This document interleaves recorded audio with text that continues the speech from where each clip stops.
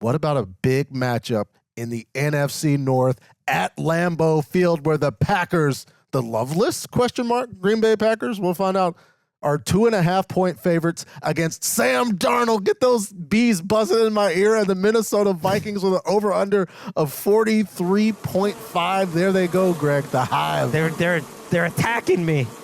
They're coming at me. This is another test for him, but he's had tests and they've passed them all. I mean, the Packers defense is playing better lately. Their defensive line now is against the Colts and the Titans, but they've been getting after kind of a more than the sum of their parts type of group where Rashawn Gary's great, Preston Smith is solid, but just they're getting production from a lot of different guys. And so that'll be a challenge for them. We'll see. JJ, though, he's just crazy, man. And he's going to go against Jaire Alexander this week, who's kind of back to being the old Jaire Alexander, having a good year. He doesn't just beat double teams. Like, he gets open to the point where, like, Sam Darnold's like, oh, he's open. Even though there's a double team, I'll throw it to him. It doesn't matter. It's crazy. He is so elite. He is so elite. I think the thing that's interesting is this is the third consecutive game where Brian Flores, the Vikings defensive coordinator, is coaching against either a Shanahan or a McVay disciple, right? So they've got some of the staples defensively against the scheme on what works. Now, Malik Willis and Jordan Love, that's very different, right? Yes. He hadn't coached against a running quarterback, right? So that's something. But Ivan Pace could be back at inside linebacker for the Vikings this week. They could be getting healthier looking at some of it. I just think the Vikings defense, I mean, what they did, to go out there and kick Houston's ass the way it did with Jonathan Grenard and Andrew Van Ginkel. How great of a signing is that? Flores had him in Miami, gets him up to Minnesota, has already got 3 sacks, a ton of pressures, sets the edge, which is key in the scheme.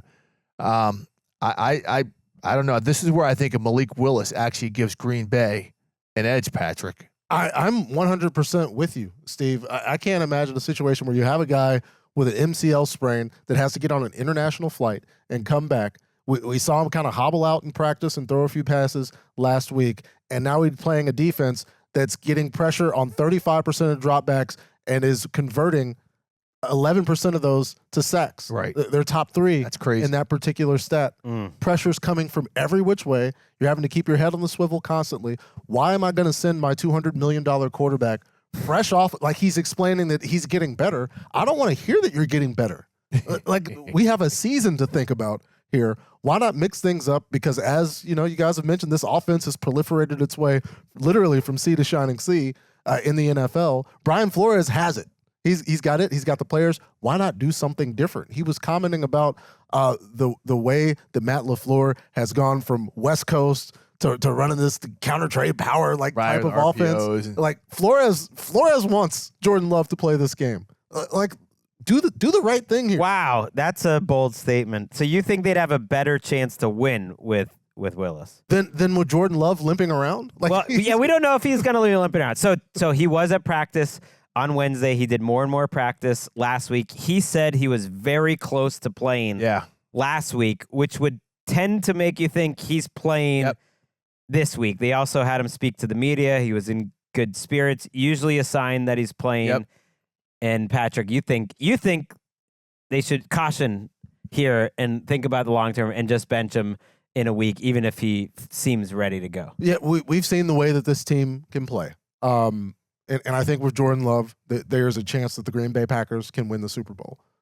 I don't want to risk it. If it's close, if he's saying he was close last week, they don't have a bye until week 10, right? There's just so many things that could go wrong here. They're hot right now. You play the hot hand. I'm not saying that Malik Willis is a better quarterback than Jordan Love.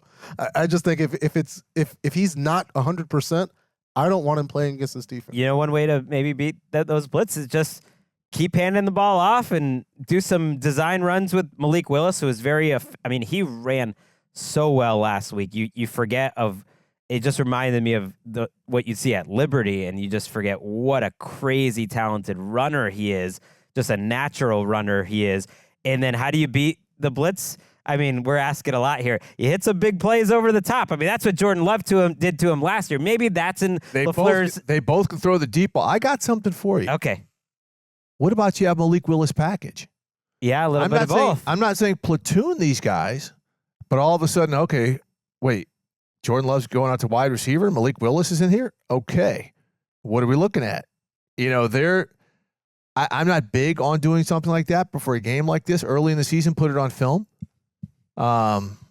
It's tough. I do think you can maybe neutralize a little bit of Flores' craziness by rolling with what's been the number one ground game in the NFL this season is the Green Bay Packers. I mean, Emmanuel Wilson, they found another one. He really looks like a dog. Like another HBCU this whole product. Aaron Jones, it's not a revenge game. Go ahead, read his article in the Players Tribune. It's really great. He's one of my all-time favorite players that we've covered. We had him on the Around the NFL podcast previously.